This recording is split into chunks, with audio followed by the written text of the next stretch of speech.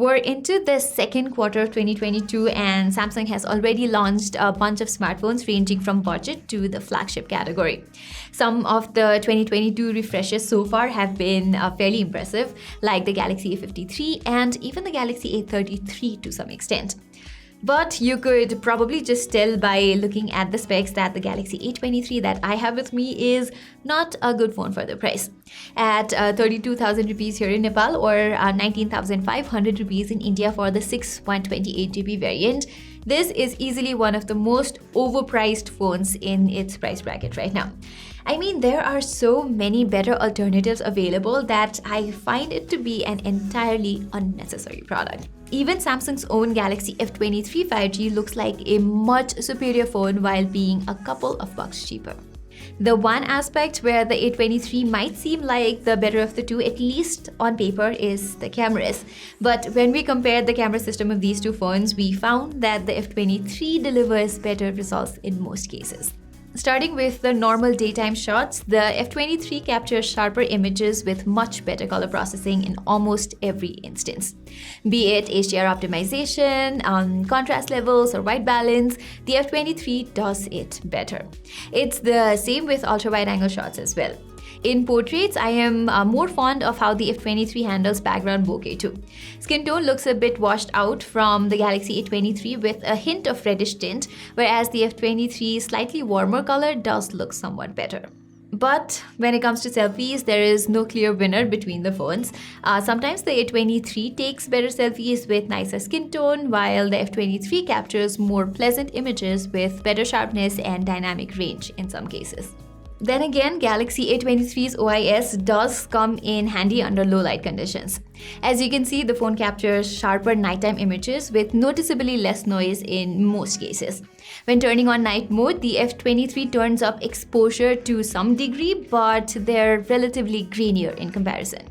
About the videos, Samsung's official product page for the Galaxy A23 mentions that the phone can record up to 4K 30fps, but there is no 4K recording option in our unit, whereas we also note that the Snapdragon 680 caps out at 1080p 60fps videos.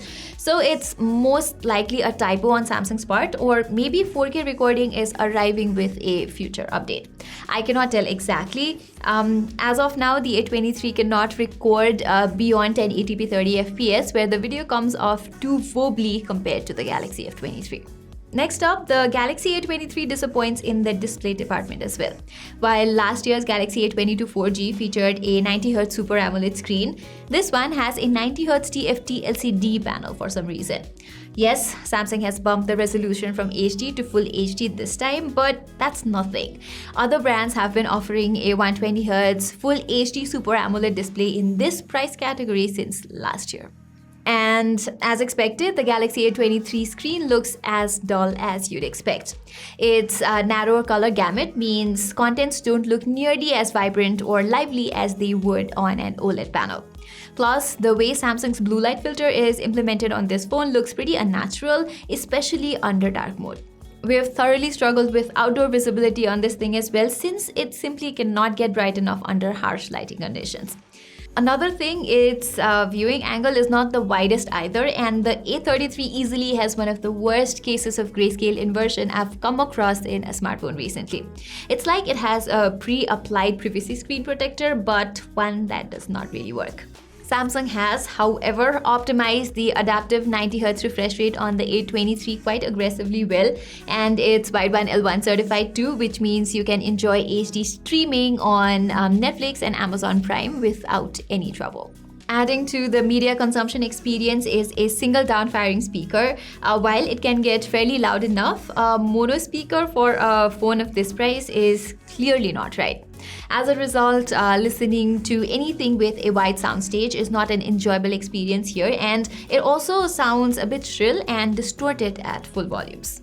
Onto the performance, Samsung has used Snapdragon 680 4G chipset in the Galaxy A23, the same chip we saw on a much cheaper Redmi Note 11 and the Realme 9i. So we already have a good idea about what to expect here. We have used the base 464GB variant of the phone, and it has handled most of my regular everyday chores quite alright.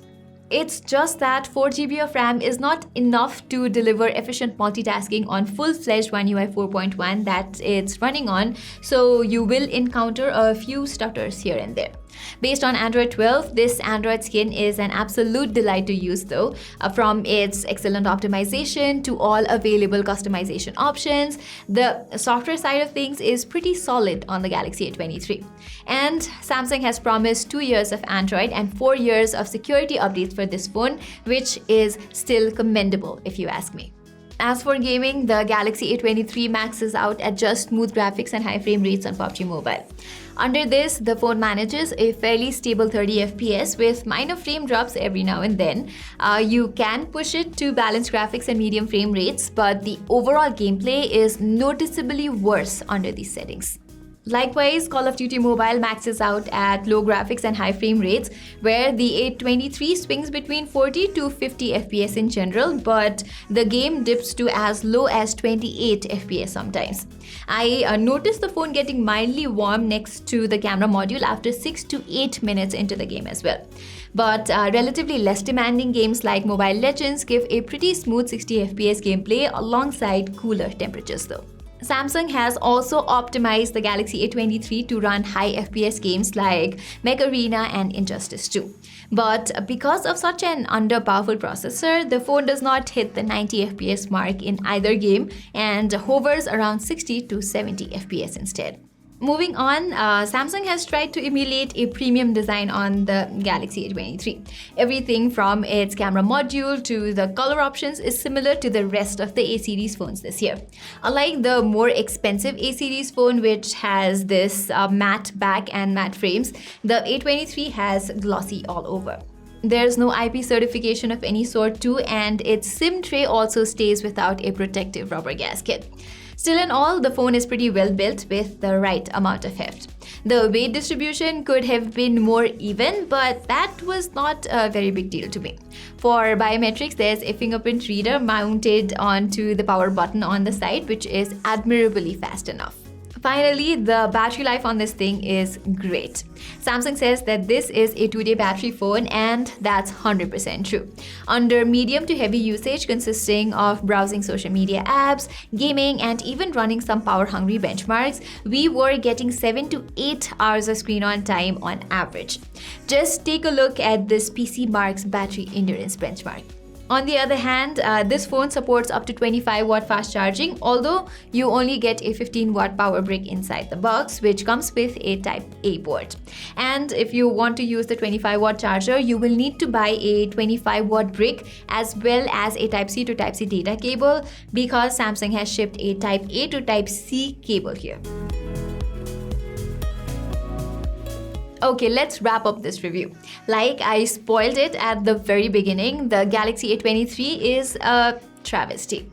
I guess you can argue that it has a few notable qualities like an attractive design, optimized software, and solid battery life, but the overall value that anyone's looking for while buying a mid-range phone is just not there with this one.